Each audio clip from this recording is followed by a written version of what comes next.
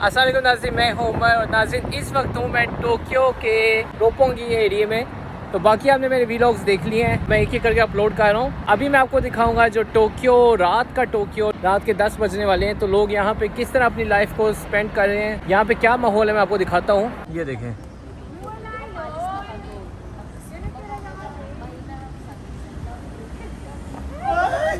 ये है रात का टोक्यो। ये है टैक्सी पुरानी वाली, और आजकल जो नई टैक्सी आ रही है वो इस तरह की आ रही है, इस शेप में। टोक्यो वगैरह में नई टैक्सी चल रही है, बहुत ही कंफर्टेबल है। और ये रात का व्यू है टोक्यो का। क्या कर रहे हैं, बस इधर उमर में कैसे चल रही है? मैं लेके आया था, मतलब मैं आपको लेके आया आप था। लेकर आए? मैं लेके आया था। रोपोंगी का एरिया मेन एरिया है गोलू भाई टोक्यो ये का। रोपोंगी है। रोपोंगी जो है बहुत ही मतलब एक फेमस एरिया है जापान का। ठीक है। अब हमारे काम की चीज़ें यहाँ पे इतनी नहीं है, जापानी के लिए बहुत ही ज़्यादा इम्पोर्टेंट है।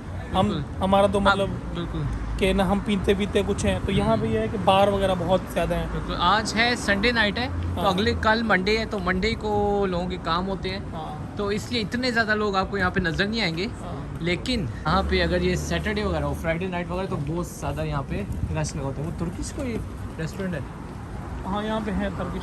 अच्छा, ये देखिए सामने ये है तुर्किश रेस्टोरेंट एंड बार।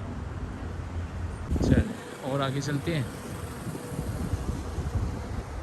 ये है टोपोंगी की नाइट। तो बाकी तो मैं आपको बहुत सारी वीडियोस दिखा दी हैं और ट्रैवल में आपको कराया, लेकिन ये है जापान की ऐसी लाइफ कि आपको बिल्कुल एक रियल जापान आपको देखने को मिलेगा इस वीडियो में। तो ये है कराओके, जहाँ पे जैपनीज़ गाना गाते हैं। देखिए कितना खूबसूरत इन्होंने अंदर बनाया हुआ है, जहाँ पे जैपनीज़ बैठ के कमरे के अंदर गाना गाते हैं। 30 मिनट के लिए एक बंदा 600 जाना है। तो ये रूम्स बने होते हैं, आप यहाँ पे जाते हैं और बैठ के सब मुख्तलिफ गाने गाते हैं। उसके लिए कराओके का बॉक्स इन्होंने बनाया हुआ है। 10 बज गए लेकिन फिर भी अभी तक यहाँ पे रौनक है, अभी तक लाइटिंग है। और ये जो गुजरी थी, हिंदी की आवाज़ मुझे आई है। तो यहाँ पे Pakistani, Indian, Urdu speaking, Hindi speaking लोग भी काफ़ी नज़र आते हैं इस टोक्यो में।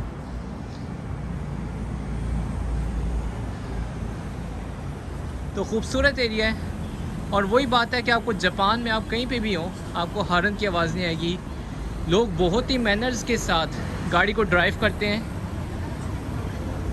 एक दूसरे के बारे में ख्याल रखते हुए ड्राइव करते हैं।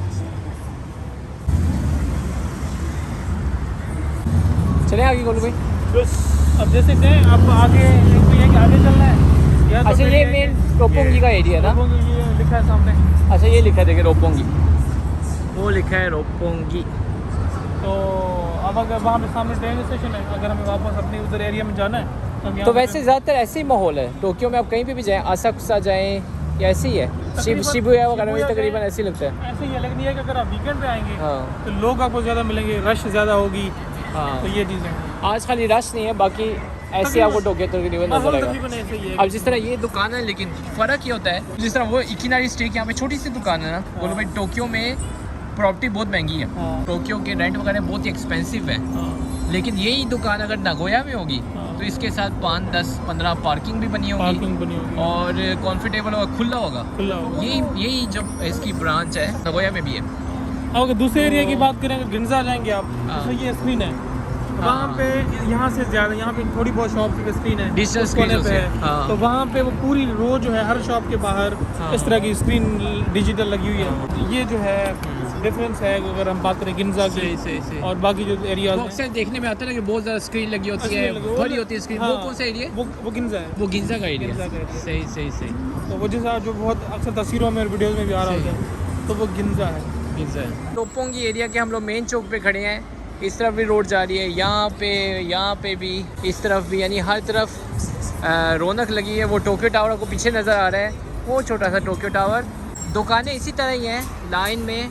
और अच्छी बात यह है कि आजकल सिर्फ जैपनीज़ में नहीं, इंग्लिश में भी इस तरह रोड्स के नाम लिखे होते हैं, तो फॉरेनर के लिए भी आसानी होगी टोक्यो में रहना। इस तरह बोर्ड वगैरह पे भी लाजमी इंग्लिश लिखी होती है, don't cross at a red light.